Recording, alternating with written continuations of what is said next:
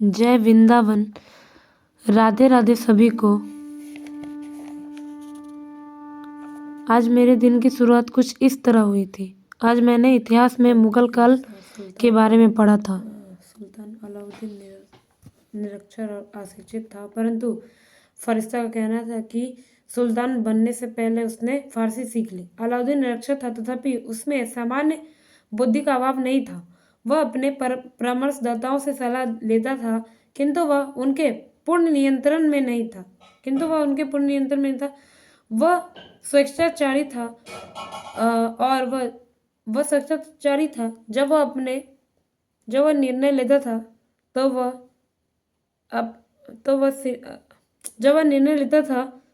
जब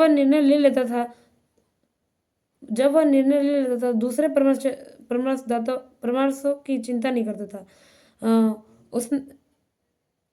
उसमें काफी क्रूरता भी थी। उसमें क्रूरता भी काफी थी। उसमें उदारता का सर्वथा अभाव था।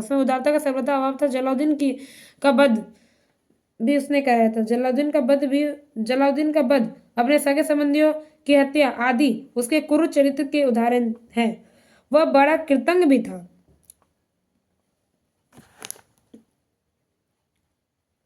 उसने अपने पोषक चाचा जलालुद्दीन का वध करा दिया। उसमें प्रतिशोध की क्षमता थी। उसमें प्रतिशोध की बड़ी तीव्रता थी। उसमें प्रतिशोध की भावना बड़ी तीव्रता थी। उसमें प्रतिशोध की भावना बड़ी तीव्र थी। अच्छा, उसने अपने भतीजे आकूत खान की हत्या की थी। वह बड़ा संकालु प्रकृति का विचार रखता था। वह अपने सेनापति जफर खान को भी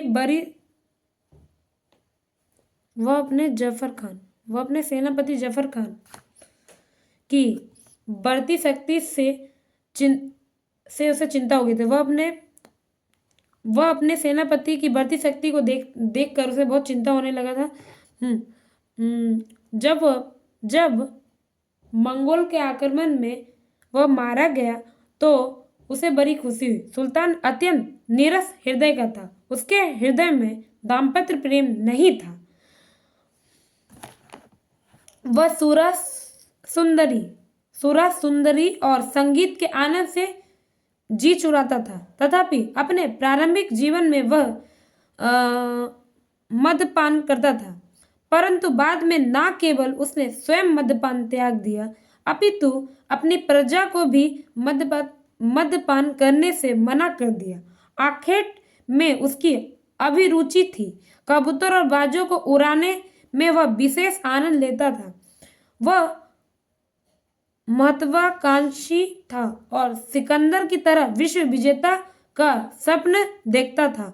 उसका मूल्यांकन निम्नलिखित तथ्यों के आधार पर किया जा सकता है। सेना नायक एवं विजेता जलालुद्दीन खिलजी एक महान सेना नायक एवं विजेता था।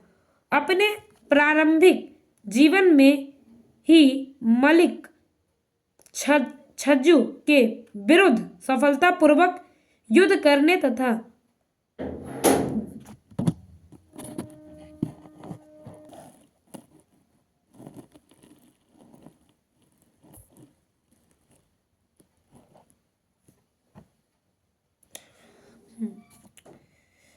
अलाउद्दीन खिलजी एक महान सेना नायक एवं विजेता था। अपने प्रारंभिक जीवन में ही मलिक छज्जू के विरुद्ध सफलतापूर्वक युद्ध करके तथा बिलसा और देवगिरी पर आक्रमण कर उसने अपनी सैनिक दक्षता का परिचय दिया।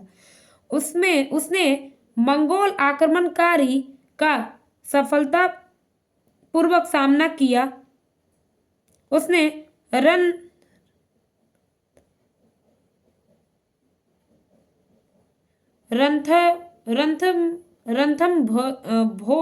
रणथंभोर के अभियान में एक योग्य सेना नायक होने का परिचय दिया। वह सत्य के यह सत्य है कि उसकी विजयों का श्रेय उसके सुकल सेनापति जैसे जफर खान, उलुग खान एवं मलिक काफूर को प्राप्त है। परंतु यह नहीं भूलना चाहिए कि इन सेनापतियों का सेनापति तो वह स्वयं सुल्तान ही था। वह एक विशाल खिलजी साम्राज्य निर्माण में सफल रहा। यह उसकी एक महती उपलब्धि थी। कुशल प्रशासन। अलाउद्दीन वीर एवं विजेता के अतिरिक्त कुशल प्रशासक भी था। उसके विद्रोह दमन के उपाय राजस्व के सिद्धांत, बाजार नियंत्रण, राजस्व व्यवस्था, सैन्य सुधार एवं न्याय व्यवस्था आदि उसके कुशल प्रशासक होने का परिचय देते हैं। उसमें नव परिवर्तन के गुण थे। बाजार नियंत्रण एवं विद्रोह के दमन के उपाय उसके बिल्कुल नए राजनीतिक प्रयोग थे।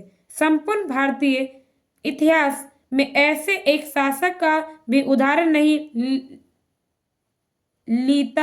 लेता जिसने इतनी सफलतापूर्वक बाजार पर नियंत्रण कर रखा था। यद्यपि बाजार नियंत्रण से केवल उसके सैनिकों को लाभ हुआ, तथापि इस तथ्य से इनकार नहीं किया जा सकता कि यह अपने ढंग का एक अनोखा प्रयोग था। चोर बाजारी, दलाली, भ्रष्टाचार आदि के उन्मूलन में अलाउद्दीन खिलजी को आशातीत सफलता मिली। उसका न्याय प्रबल भी अति उत्तम था और दंड विधान बड़े कठोर थे। चोर डाकुओं, अभिचारियों आदि के दिन लद गए थे। बड़े बड़े अमीर उमराव भी थर थर कांपते थे तथा गुप्तचरों की पैनी दृष्टि से अपने को ओझल रखते थे। सुल्तान अलाउद्दीन के शासनकाल में कुछ की अमीरों,